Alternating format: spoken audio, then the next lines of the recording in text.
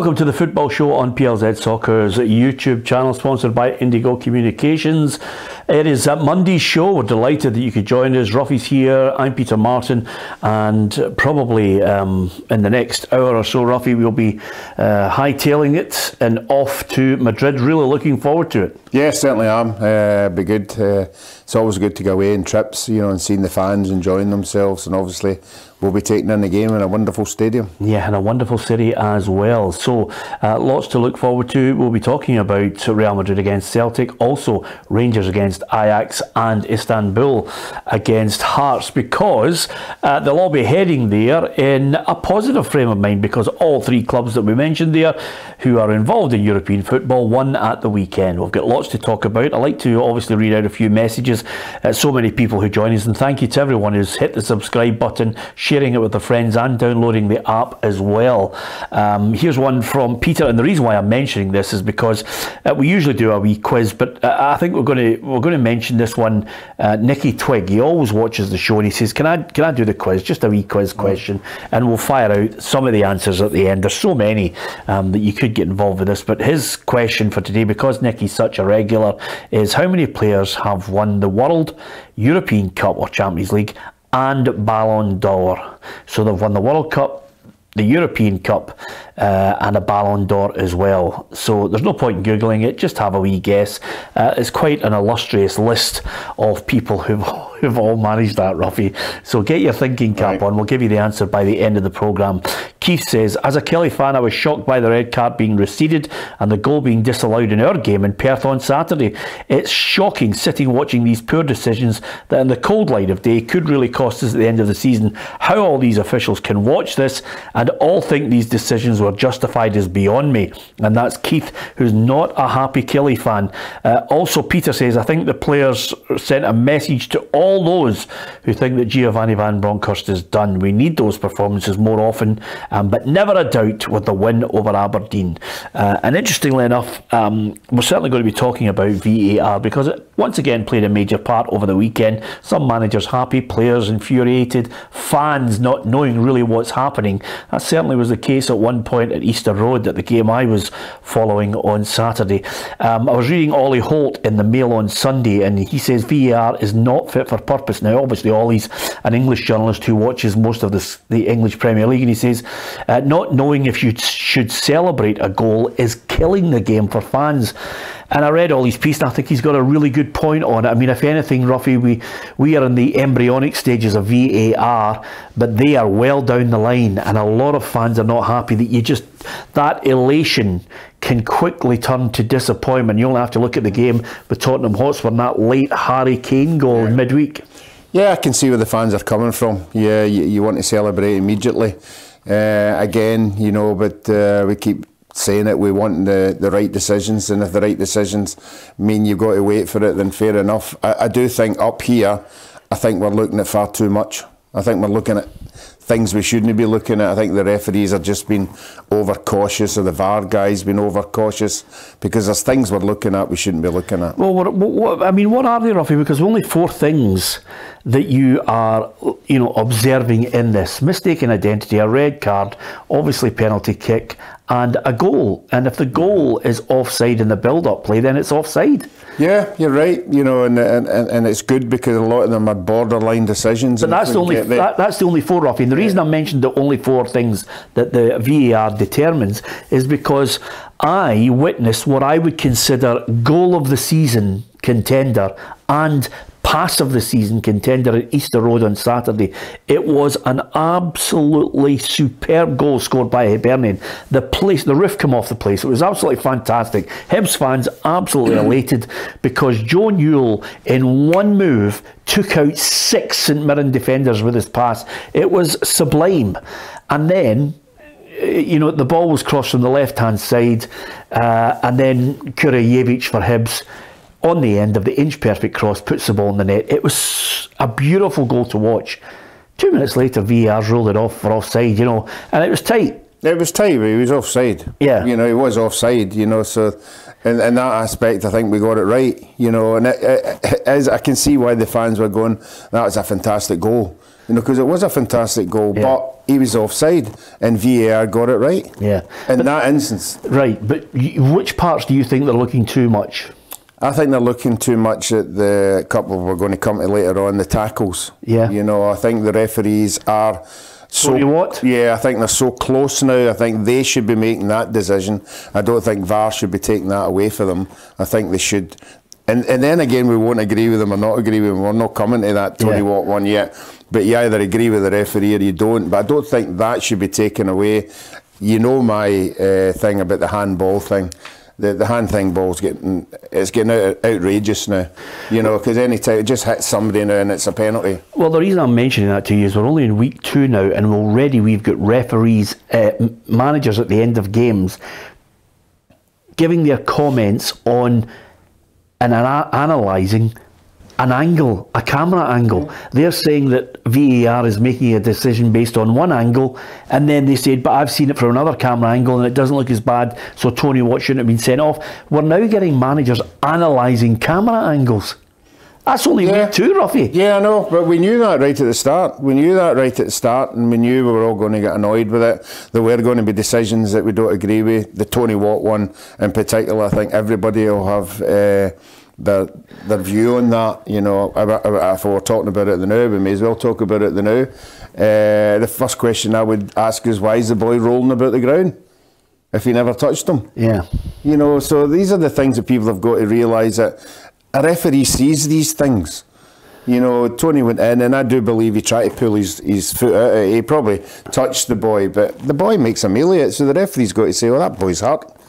He must have hit him, there must have been contact somewhere. Yeah. And then it gets taken out of his hand and then he's off. Yeah, well, he still has to look at it, but I think once we're getting to this situation now where managers are now at the end of the match commentating on the basis that they... or commenting on the basis, I beg your pardon, on the basis that they've seen a different camera angle and it doesn't look as bad. Right. It's getting to the ridiculous stage, but nevertheless, we will talk about it in greater detail. You can give us your thoughts as well, and don't forget to hit the subscribe button. You can actually watch the programme if you download the PLZ Soccer app as well, and there's lots of really good features this week because we are on the road heading to Madrid for Real Madrid against Celtic. We will be taking in Rangers against Ajax as well. Kerry Pollock, our reporter, will be there, and we'll be cutting across Istanbul against Hearts as well. To the Scottish Premiership over the weekend, big questions over Giovanni Van Bronckhorst. It's been a difficult time for him. A lot of people wondering whether the Rangers fans actually think it's time up or not. He was under a lot of pressure after the defeat to Napoli, and a lot of people were suggesting that maybe if Aberdeen could come to Ibrox and take something, a point, maybe more, then the bell would be tolling for him. He could have been sacked, but that just didn't materialise, Ruffy, because Rangers were magnificent, Aberdeen were rank rotten. Yeah, you're right, but the caller you had there right at the beginning saying the win was never in doubt. I wondered if you said that when Aberdeen scored that first goal. Yeah. But after the first goal, I mean, Rangers went into overdrive. Just before you talk about the goals, Ruffy, I mean, listen, Connor Barron, I think Rangers players would be guilty of stopping when they really should have been still alive. I think they maybe thought the referee might have been awarding a penalty for an Aberdeen player falling, but nevertheless, Connor Barron put the ball in the back of the net.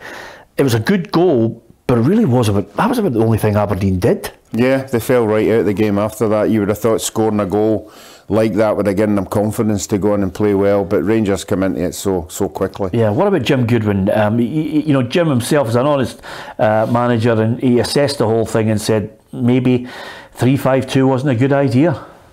Today we tried to be brave and we tried to have a goal and we got our noses in front, and yeah, we just wanted to try and really cause Rangers problems at the back, which I think we did at times. I thought Duke, you know, I thought he was our best player. He looked a real threat all afternoon, and yeah, I mean, look, you can set up in two different ways. We tried to be positive today, you know. It hasn't worked, you know, and I deserve all the criticism that comes my way. Do you think maybe sometimes managers get caught in the hype of thinking Rangers are there for the taking, we're playing well, I'll play with two up front, and they're just not good enough. Yeah, and I mean, I think we all fell into that trap. I think we all were anticipating Aberdeen going there, you know, and putting up a show, doing something. You did. Wait a minute. I'd Rangers try not give us a scattergun on this. I would think the majority of people were saying, "Oh, I think Aberdeen maybe could go there and get something." You know, I know we predicted the Rangers win in the end, but a lot of people out there were looking at that game. Names. No, a lot of people looking at that game saying a defeat and Gia's gone. Yeah. You know, so the pressure's there for everybody. The pressure's there for the players. But and Aberdeen would have went there saying the exact same thing. They'd be saying, look, guys, this is as good a chance as we're going to get, as we've said on numerous occasions. But if you cast your mind back, say, big teams always come up with the goods. Yeah. When the chips are down. Oh, yeah. When the chips are down. Astute punditry from you. Unbelievable. The chips are down, they gather, they group together, they all get together and they put in a performance. And certainly Rangers put in a performance. Still a wee bit vulnerable at the back, but going forward they were super. Well, on that basis, I think the big guy Antonio Cholak, he must wonder at times why they even drop him for European games, because he popped up again. It was a lovely ball from Tillman, took his goal well to get them back on level terms. Well, he's a striker. You know, he's in the box striker, and if you supply a quality striker, an international striker, and give him chances, he'll put the majority of them in the back of the net. Yeah. It's amazing, actually, a wee bit of confidence in whether you can fight back, or maybe a lot of the players thought they owed Giovanni Van Bronckhorst one. But the difference is, Ruffy, whereas, you know, in previous games in the league over the last couple of weeks, have been talking about the great regularity of Rangers crossing the ball into the box and nothing at the end of it, no end product. Suddenly you had a situation where, I mean, okay, Lundstrom's a bit of a stramash, but certainly Barisic's ball in for Tavernier was an absolute peach. I mean, any striker in the world would be happy with that, never mind a right back who's the captain. Yeah, you're right, you know, but the other question we asked is, why is Tavernier there? He's a fullback. Yeah. He's in the 6-yard box for headers. That just shows you how much Rangers were on top. And when Rangers are on top, he's a big asset. He's more a wingman, getting forward and in the box, scoring goals, and that's what he did at the weekend. Yeah, Morelos makes it 4-1. Obviously, there's a few people at this moment wondering what the future is for a couple of players once it gets to the January transfer window and whether Rangers will cash in on them. But if Morelos keeps scoring goals, they might at least get something for him. I'm amazed sometimes. Sometimes, you know, when we listen to some of the figures that were quoted about, do you think they'll cash in on him? I think he's been there long enough now, and he's been up for transfer long enough, and we've all talked about him for long enough. I think Rangers behind the scenes will be saying, what can we get? And I think the first decent offer they get, they'll bite the hand off. But it has to be a decent offer, because we had him away up, and Rangers had him away up near 20 million. Yeah. I don't think we're at that now, so there has to be a figure in the back of their mind if they're going to let him go. I think we're way off 20 million, to way off it. And Kent. Yeah, again, at the weekend there, he was more a winger. You know, he was out wide. They were supplying the ball to him. He was beating people. He was throwing balls into the box. They weren't asking him to do anything else. But again, the powers that be have to decide, you know, is he giving us the value that we thought we were going to get? Because I think they bought him. I think it was 7 or 8 million. I think they thought he was going to be a 14, 15 million pound player, and he hasn't produced that yet. Yeah. I think from Giovanni Van Bronckhorst's opinion, he really obviously wanted to get the win, wanted to take the heat off. He's insisted after this one and after that emphatic win that he's not going to change his style of play or manner on the touchline, despite the growing pressure that's come upon him. And fine, you take the criticism as a manager when it doesn't go according to plan. The whole European campaign hasn't been great, and I think, you know, some people have criticised him for coming out with those comments saying Rangers can't compete at that level. Whether it was stark honesty that he's being absolutely battered for or not, certainly Rangers have not been able to make the jump from Europa League finalists to Champions League contenders for third or second in a group.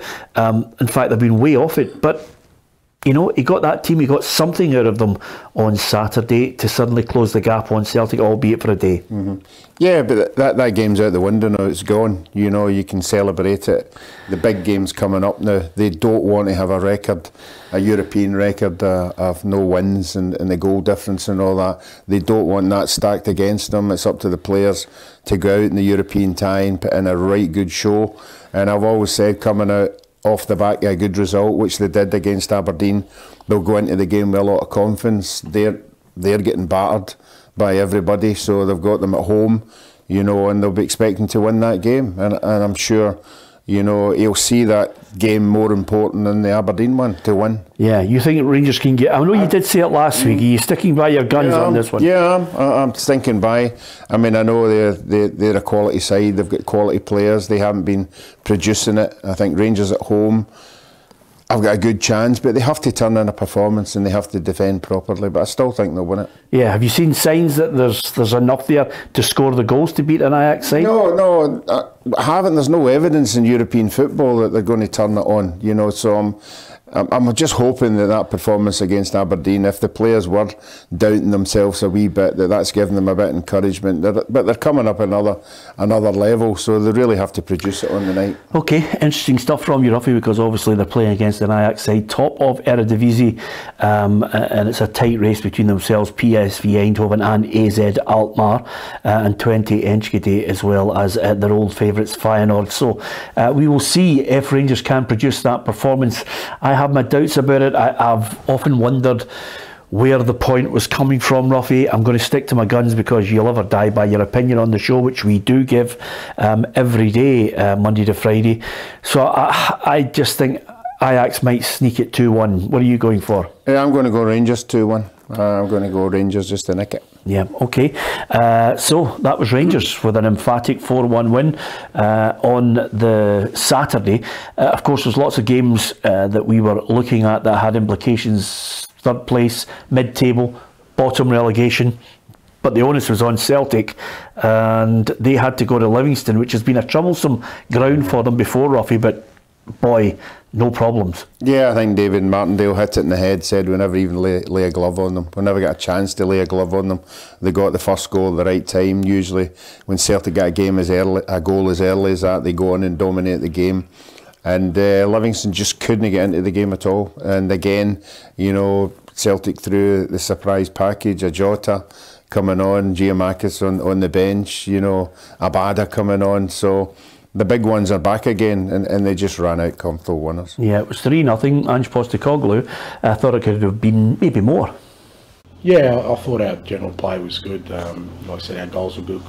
You know, we probably could have had 2 or 3 more, and we dealt with their threats well as well. You know, they kind of get the ball in the box any way they can, whether that's throw-ins or free kicks, and we had to deal with that because that's a threat. And I thought we handled that really well. Joe really wasn't really troubled. So, like I said, in a typically tough place to come, I thought our mentality was really good today. Yeah, if you get the first goal, and Kyogo, I think, settled everybody's nerves, because I think Livingston's real strength, certainly at their stadium, is quite simply scoring first at times, or frustrating teams for long periods. And if they score first, then they're a very difficult team to break down. But Celtic just seem to have so many options. Yeah, and as I said earlier, they score that early goal, and that early goal just settles everybody down.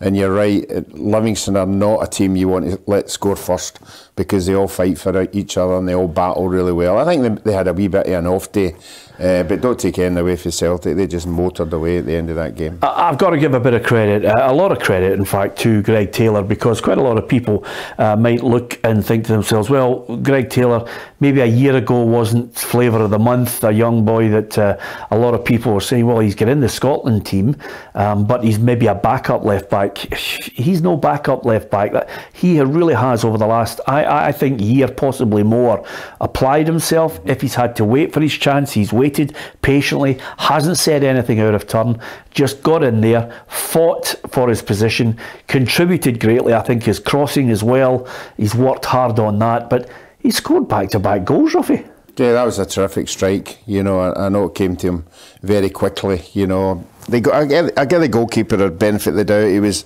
unsighted. It came through 3 or 4 players, but a wonderful strike. And you're right, you know, any opposition, any person that they brought in to take over from him, he's batted it away. He's put his head down, and he's turned in performances, and that's why anybody that they brought in to take over from him isn't getting a chance. Yeah. Are you happy with the penalty that Celtic got? No, I hate that. I hate getting cheap penalties. I hate, you know, I mean, it's a reaction.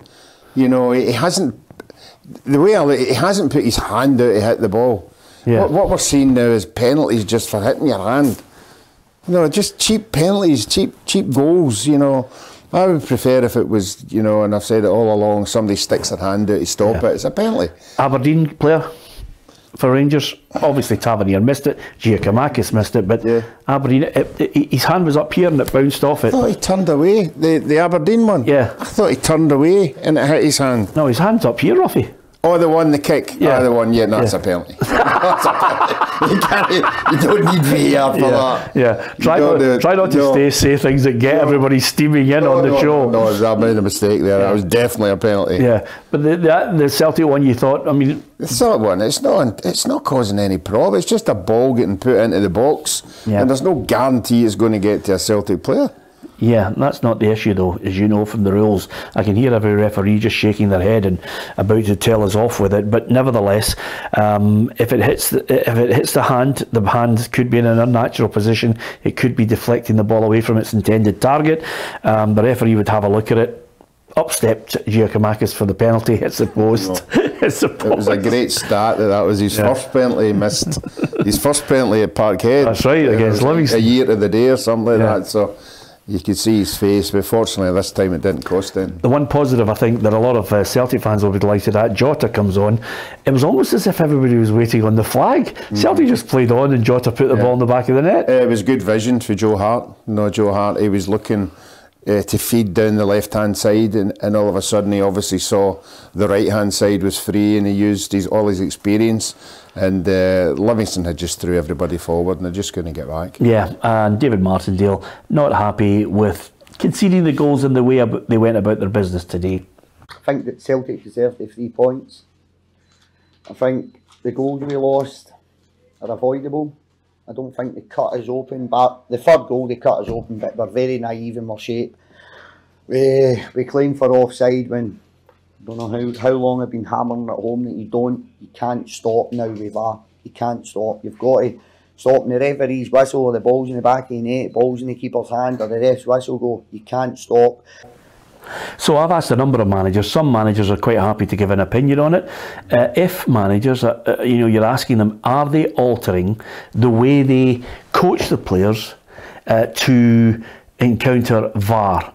And you can see there from David Martindale, he's changed his mindset with players. He said to them, by the way, you can't stop now. You've got to see the whole phase of play through and then hope that you get the decision. Yeah, that's what you've got to do now.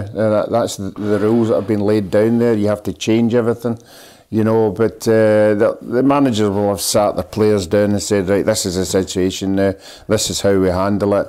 And I think they've certainly got the players to get round the referees as quick as possible and say, have a look at that. Yeah. Okay, we're off to Madrid, Ruffy. Obviously, you know, there's a chauffeur outside. We'll be hightailing it to the airport and going to Real Madrid against Celtic. I'm slightly negative towards Rangers' hopes of getting a win. and I'm even more negative about Celtic's chances of getting a win because Real Madrid need to win. They want to win. I noticed that Danny Carvajal was speaking over the last 24 hours saying, you know, Celtic should have had more points, and he has watched all their games and feels as if their play has merited more from this group. That's all nice to say those things, but they are where they are. Like Rangers, like Hearts, if I'm going to be absolutely brutal on it, like Hearts as well, we've got nowhere in Europe this year. No, and if we listen to all the managers say, they keep telling us, look, just settle down, you know, settle down. This is a learning curve for the 3 of us. We haven't been here for a long, long time. We're hoping the players will experience what it's like to play against these European sides now, and we'll get the benefit next year. So I think we've got to give them the benefit of the doubt and say, yeah, we probably agree with you on that one. But we saw enough with Real Madrid at Celtic Park that they're comfortable on the ball in every department, and I wouldn't see anything different at home. So it could be a tough night for Celtic. Yeah, Matt O'Reilly thinks Celtic deserve a Champions League win, and he says it's achievable as they're going to bow out against Real Madrid. I think somebody may have been interviewing Matt when he was having a glass of red on his time off, Ruffy, because I think it's going to be a long, painful night in the Bernabeu. I wonder what painful. What is painful? Oh, painful's 4. Painful's 4. Well, I would disagree. But, ridiculously painful's 5. Paris Saint-Germain. Yeah. Unbelievably painful's Barcelona 7. And that's looking through your fingers. And the other thing is, and while I have thoroughly, and I hand on heart here, I've thoroughly enjoyed watching Celtic play in the Champions League because of the way Ange has gone about his business. I've enjoyed the way they've played up until a certain point. You can call it naivety or just the fact, in my view, Ange Postecoglou has a way of playing which is great to watch, but he doesn't have the players who can play that way 90 minutes. And he certainly doesn't have clinical players who can score goals at that level. And that's just the plain facts of the matter. If you want the evidence, it's there for all to see in the shots they have, the goals they score, and the hard luck story that's unfolded over 5 matches. Yeah, I think the first game at Real Madrid, you could see where he was coming from, the chances missed, but I'm shutting my eyes and remember obviously Callum McGregor's shot that hit the post. Yeah. Maeda had one that he could possibly 5 or 6 yards out. That was it for me. Yeah. But everybody, manager's right in saying if we take these chances, you're still in the game. I don't think they'll get as many chances at Real Madrid. What Real Madrid will do is they'll let them have the ball. They'll let them have a lot of possession, and Celtic are generally good in possession, but it's in the latter third of the park that they've got to be dangerous. So I think we're all waiting to see if they can get anything out of that game. Yeah. Do you want a piece of good news? Just from our point of view, it's not good if you're a Spanish person looking at this game, but from a Scottish perspective, I think there is a bit of good news. I don't think Benzema is fit, so he could miss out. Now, the only thing about that, me being the purist of loving watching great footballers, Benzema's a special player, Ruffy. I've seen him on more than a few occasions rip teams up.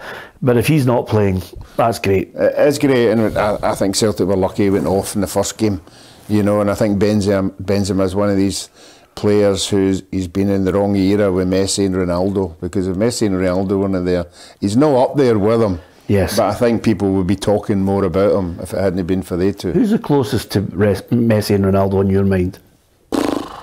In this era. Don't say Mbappe. In this era. Yeah. In this era. Is it Neymar? Neymar at his peak, I think he's not at his peak now, but still scores quality goals. I don't think there's anybody near the two of them. Yeah, our era. I just think they've been so far ahead of everybody. The only one I would say has possibly, when you think of the Ballon d'Or winners down through the years, I think the early period when Messi and Ronaldo started to win it, I had great sympathy for the likes of Iniesta and Xavi, because I thought they were fantastic players who maybe merited higher positions than they ended up with the Ballon d'Or. But these guys were operating at a level that nobody could compete with. The only other player that I think is worthy of being considered easily a player at their level is Modric. Modric is a joy. Well, any time I've seen Modric up close, he's controlled the whole game. Yeah.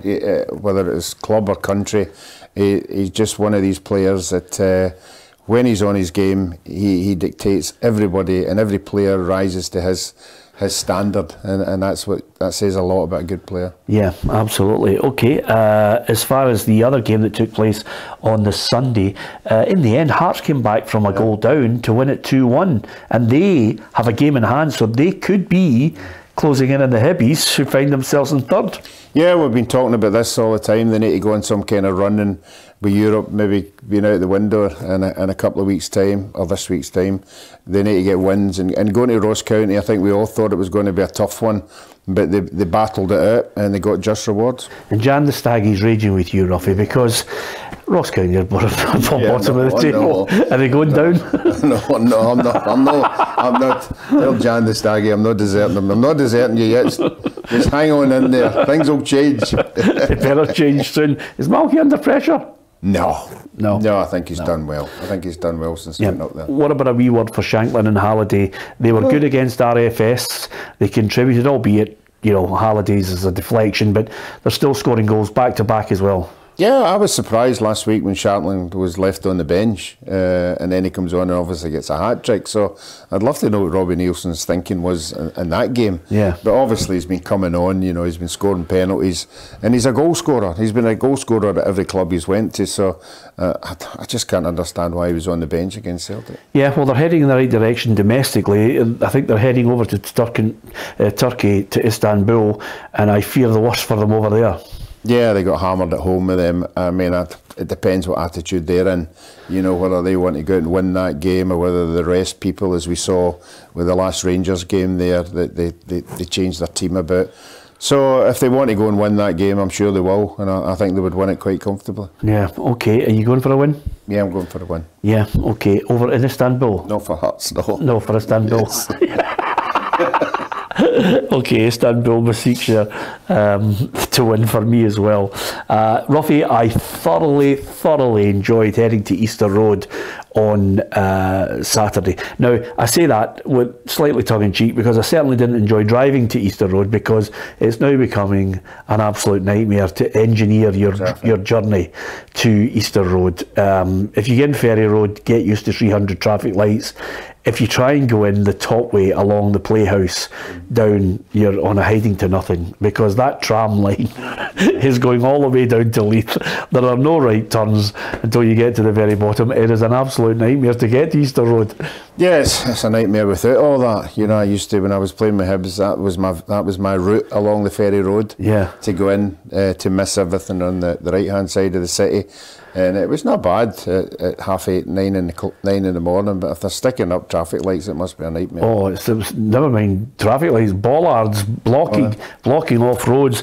But thankfully, I'd left with a hell of a lot of time to get there, and you know, nostalgically, Ruffy, I just drove past my old flat in Great Junction Street in Leith, and the memories just came flooding back. Yeah, never mind Senga. That was the most enjoyable time of my life. Just remind me again, who was your roommate? Who was the roommate you shared the with? I shared the room, well, I wouldn't like to say who I directly shared the room with, but certainly one of my roommates, yes, who was in the same flat, was a guy called Martin, who was a die-hard Rangers fan, and Marty is still my pal to this day. He's a great lad, and he just used to get up every morning, Ruffy, and he'd have the Rangers McEwen's lager shirt on. I'm almost certain that the shirt could have actually walked out to work on its own, but he had it on as much as possible just to really kind of ram it down my throat that they were in the middle of 9 in a row. It was hard times, Ruffy, and he let me know about it. They had a right good team at the time. But yeah, memories of Marty. And then into Easter Road, where Ruffy, I honestly, sometimes you actually look at a goal. I mean, I love good, you know what it's like. I love midfielders, you know, players that it's a position that I played, and I loved it. I watched John Yule's pass, Ruffy, and I couldn't believe it. I was actually sitting in the press box going, wow, what a pass. He takes out 6 St Mirren players with a pass. I mean, it was just incredible. It was so good. It was one of those passes that you would have gone up to him at the end of the game and said, how did you see that? It was unbelievable. And I'm sure the last time the Hibs supporters saw anybody doing that would have been Scott Allen. A guy come up to me that's the at kind Easter of Road. pass Scott Allen could do that. Yeah. But when he does it, the players have got to be on the same wavelength as him. I think, listen, the pass was great. The left back, Karabay, was on it. He knew it was coming, and he's away. And his cross for Kujarevich to score is just pinpoint accuracy. The whole move was sublime. It was just a great goal. And then, and this is the problem I have with VAR, nobody knew it was happening. No, all they knew was that it was going to VAR. Nobody then turned around and said, or it didn't come up on the big screen, it's offside. Nobody had a clue. So there was people in the stand getting really angry. And the only way they found out is because the referee held his hand up and then they went back for a free kick. So it could have been a pull, it could have been a foul somewhere, but eventually it was nobody knew in the stadium. And this is a stadium with screens, Ruffy, so that needs to be ironed out. But it was a wonderful goal, chalked off. For offside. For offside. For offside. Yeah. Well, that's what VAR's there for, to get the big decisions right, and in this instance, it got it right. Yeah, I'm not knocking it. Listen, you know, at the end of the day, if you're going to get it right with VAR, yes. I just had to tell you about the goal because I couldn't believe it. I was just so looking forward to the referee going, okay, let's get on 1-0, and then we can all start salivating about it, and the journalists can start writing about the best pass they've seen this season and one of the contenders for goal of the season. That said, if the Hibs fans hated VAR inside 10 minutes, they certainly liked it on the stroke of half time. Martin Boyle gets a chance to score from the penalty spot. You having it, Richard Tate? No, I thought he turned his back. I really do think he tried to get out of the way of it. Yeah. I mean, doesn't matter if you try and get out of the way of it. Where do you put your hand? Tell me where you put your hand. If you're like that, it's going to hit you somewhere. It's going to hit you somewhere. But for me, again, they're not going to change the rule, because they brought it there for a purpose. Well, Martin Boyle scored the penalty. The big worry, I think, is that, you know, it's not his knee, which was a problem before, which had him out for a long time. This apparently is, you know, it hit a nerve at the side of his shins, so maybe it's not as bad as everybody first feared when he was, you know, taken off by the manager as a precaution.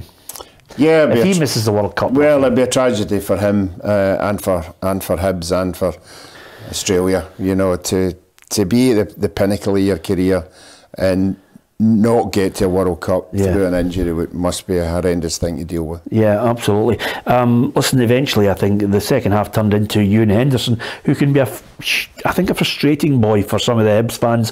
1 minute he'll play a good pass, then he just kind of does something stupid, but I think he's got tremendous potential.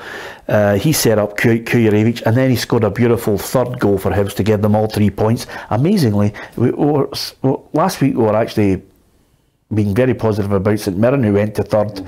This week Hibs are up in third, and nobody's really saying, well, you know, they're motoring, Ruffy, because they've given away so many stupid points. They could be higher. They could be way out in third on their own. Yeah, they certainly could, and I think the manager knows that. I think he knows that the fans were getting a wee bit unsettled by obviously saying, right, we're a right good team, look, we'll just watch us, we're going to reduce the tickets, the price to get into games, turn along, see the good football we're playing, then you lose. But that win at the weekend and the way they won at the weekend would bring the fans back. Yeah, absolutely. I think Lee Johnson was well happy with so many performances, including, of course, Rocky Bashiri, who he reckons is worth a fair few quid. What an athlete. I mean, physically, let me tell you, you would not want to go near him, whether it's a five-a-side or a SPFL match, because he's so strong and he can just maul people just through his frame and his aura sometimes as well. Good on the ball, you know, and a good athlete. So, yeah, I think that, to be honest, when I walked through the door, it was probably one I was more than happy to move on, and now I wouldn't let him go for 10 million.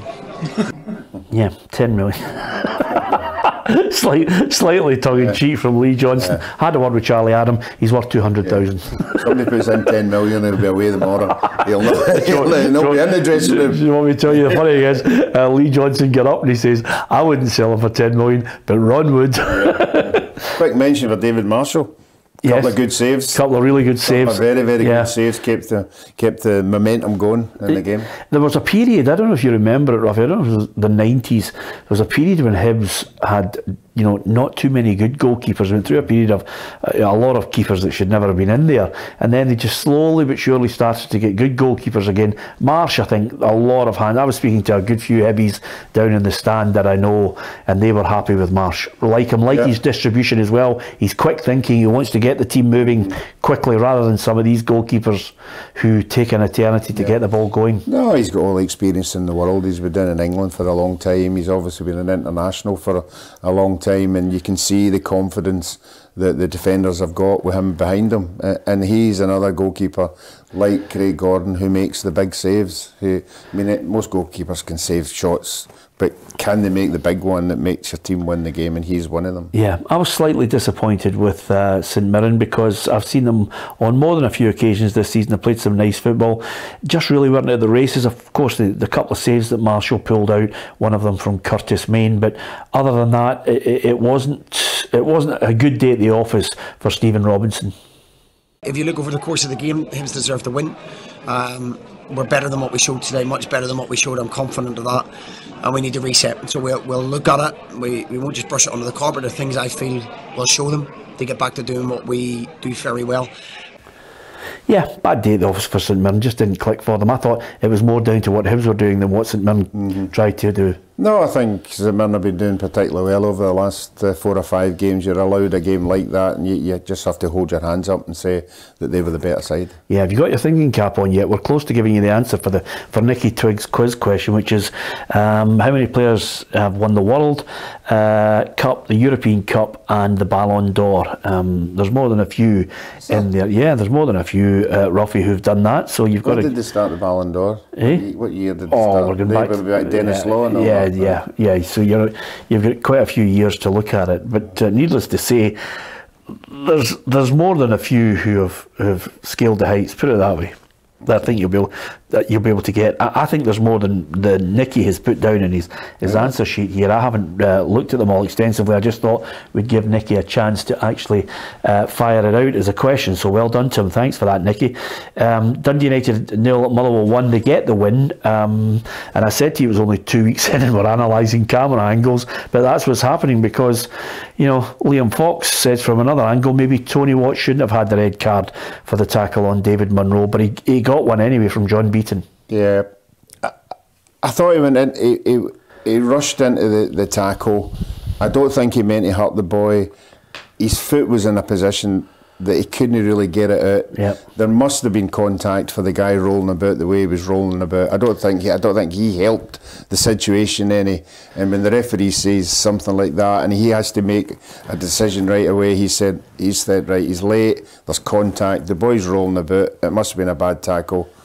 Let's have another look at it. But I thought in any other day he might have got away with a yellow. Yeah, there's a lot of clubs at much of a muchness that they can play great one week and then not so great the next week. Motherwell have played some good football at times, maybe haven't got their just rewards. In the end, Sondre Solom got the goal and that got them the 3 points. Yeah, it was always going to be a dour game with the two of them. None of the two of them were in any form whatsoever. So, but Dundee United are in a poor run now, and Stevie Hamill's been saying his team's been playing well. He likes the style of football they're playing. They just need a wee break here and there, and I think they got a wee break at the weekend, and I think they justified their win. Yeah, okay. Now, from there, just one more game to get your thoughts on, Ruffy. Do we need to? What are you talking about? I've only seen the highlights. Well, no, the one I was going to say to you need to start going to more games to get a bigger picture of it, other than watching Partick Thistle, who are absolutely dire at the moment. St Johnstone won, Kilmarnock 0. Now, one of the boys that I'm delighted for is Stevie May, because he's such a great lad. Stevie, because of injuries, I think didn't realise his full potential. He's still at a place that he loves, because it didn't work out for him down south. He got his goal, a little bit fortuitous, little touch off Ash Taylor, puts it into the back of the net, but who cares? He took the shot, you buy a raffle ticket, you win. Yeah, this is a player I really feel pleased for, because he came in and hit the heady heights. Remember, he scored against Rangers. Yeah. And he was scoring for fun, and then whether it was injuries or whatever, and then he sort of drifted out for a year or two. But he's come back, and I don't know whether it's Nicky Clark coming there has given a wee bit of a G up to say, right, if I don't produce the goods here, I'm not going to be in this team. But I always thought he's been a good player. He's a goal scorer, and as we always say, a goal scorer might go off the boil for a wee while, but they always come back. Yeah, okay, so that was a decisive goal that ended Kilmarnock's 5-match unbeaten run. Should it have stayed a red card, Ruffy, or should it have been... I thought this one was more forceful than the Tony Watt one. Yeah. And he did stand on his foot. Again, I don't think he meant to hurt the boy, but I think his trailing leg, I would have given him a red card. You would have? Yeah, I would have given him a red card. Yeah. You sticking with Derek McInnes on this one? Yep, I'd have been a red card. I thought he came in with a bit of force, and his boot did touch the other boy's boot. Yeah, it was. Yeah, I would have given a red card. Wow, I can't second guess you today, Ruffy. You're not you. But I can see why it was reduced to a yellow, but you know, and I don't really. As soon as you say to me, he didn't mean it, you know, most players don't. It takes a special kind of maniac to actually think I'm going to go in and do a player. We all have a list of those. You played with a few of them, but there are a few players who, you know, are enforcers who go out there and they think I'll get you sooner or later, son. I wish I'd brought this up on Friday night. There was a European game where somebody gets sent off because a guy did that foul. Oh, it's a professional foul. Yeah. I can't remember what game it was, but... Is this recently? Yeah, just one of the games last week. I can't remember what it was. Yeah. And I was just wondering whether it was a yellow card or a straight red, because I don't think the referee's seen it as a professional foul. Yeah. He said it's somebody taking somebody from behind and he sent him off. Okay, if you're talking about some of the great results over the weekend down south, certainly Leeds United is up there, and so is Brighton and Hove Albion. Just briefly looking at those games, Ruffy, Brighton and Hove Albion 4, Chelsea 1. I actually had to look at it 2 or 3 times and think, this is up there with Partick Thistle 4, Celtic 1. Doesn't happen that often. And Graham Potter going back to his old club and getting spanked. Yeah, and also getting spanked off his previous fans as well. Potter must go. And that's what happens. And I thought on the part he handled it quite well. Yeah. You know, I mean, these things happen. You've just got to deal with them at the time. Absolutely. Graham Potter doesn't have any qualms with the fans from Brighton giving him pelters. I have nothing to say sorry for. I have nothing to apologise for. I did a good job. You can see the team's a good team. Took over when they were 4th from bottom in the Premier League, 3rd probably worst team. There's a lot of money being raised in terms of player sales, and there's a lot of good players on the pitch. So I hope, for their sake, that the next managers do as good a job, and that's brilliant for them. Yeah, it's brilliant for them, but not so good for Chelsea. I think that's one of those coupon busters. For me, I was absolutely gutted watching Liverpool against Leeds United. Liverpool are they're a shadow of the side, but I'll tell you why they're a shadow of the side as well, Ruffy. They need to completely and utterly rethink the midfield area. Apart from, you know, Thiago can survive, the rest of it for me is very mediocre, and they haven't, you know, Firmino, they're talking about going off the boil. There's nobody to replace Mane. You know, when you looked at it, Firmino, Mane, Salah was formidable. Now Nunez is a different type of striker completely. The balance of the whole side to me looks as if it's lost. Liverpool are disjointed, and subsequently that midfield can be got at, and when they're got at, the back line is exposed. I think that Liverpool fell into the trap that Man United fell into. Let's just get a big superstar in there like Pogba and surround him with other players. But they're all individual players. They're no team players. They're no a unit. They're all different styles of player. They're all, you know, they don't complement each other. They're all doing their own thing. And I think when you're up against it and you've got players like that, you're always going to struggle. Yeah, I don't think Klopp will get sacked at all unless it was some catastrophic run. I think sooner or later they're going to try and, I think, salvage a few points, but I think the Liverpool board are going to have to write off this season and just hope that Liverpool can do something in the Champions League, because I can't see them. The league is gone. That's a foregone conclusion, but they need to try and steady the ship. Just before we go, Ruffy, a couple of things I want to get your thoughts on. Your team are murder. You're in free fall. You're outside the top 4 now. There's no point in me. I'm not, as a board member, it would be foolish of me to say, is your manager under pressure? Would it? No. Is your manager under pressure, Ruffy? No, not at all. No. Well, not as far as I'm concerned. Is the board under pressure? I think no. I think the board will look at it realistically and will come to. My conclusion is we're 5 first-team players out of the team. Yes. Now, and we've got quality in reserve. Absolutely. We have got quality in reserve. But now we're asking. You've got more quality than at least 3 of the 4 teams that are a point ahead of us. Yes. Yes, a point ahead of us. It's only a point. Well, of course, but you've got more quality than them. You should have a bigger squad of quality players. Are they not good enough? Well, it has been proven. It has, with the results, the last 3 results, that unfortunately the squad players that are now being a chance to show that they're good enough for the first team, they're not doing it. Yeah. So the sooner as we get our best players back, the better. I think we're in the same circumstances as Inverness. Inverness are minus 6 or 7 players. They're in free fall as well. Let's see how good the other teams are when they start losing players.